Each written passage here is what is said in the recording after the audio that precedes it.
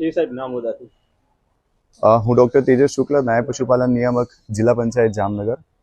વાત કરીશ 21મી પશુધન વસ્તી ગણતરી, જે અત્યારે ભારત સરકાર દ્વારા લોન્ચ કરવામાં આવી છે અને અત્યારે સમગ્ર દેશની અંદર, સમગ્ર ગુજરાત રાજ્ય તેમજ જામનગર જિલ્લામાં પણ આ કામગીરીનો પ્રારંભ કરી દેવામાં આવેલો છે. ઓક્ટોબર 24થી ફેબ્રુઆરી 24 સુધી આ કામગીરી ચાલશે.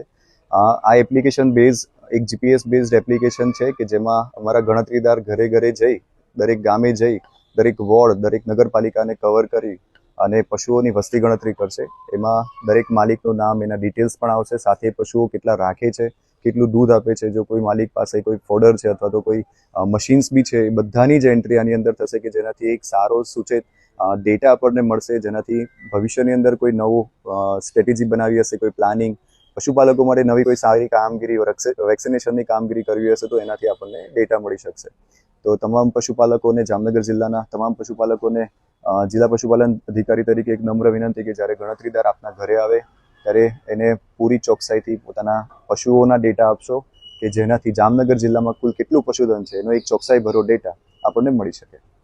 સાહેબ, અત્યાર સુધી કયા કયા તાલુકામાં કામગીરી કરવામાં આવી, કેટલી ગણતરી થઈ? અત્યારે 6 તાલુકાની અંદર આપણે કામગીરી 37 એન્યુમરેટર્સ દ્વારા ચાલુ કરી દેવામાં આવેલી છે.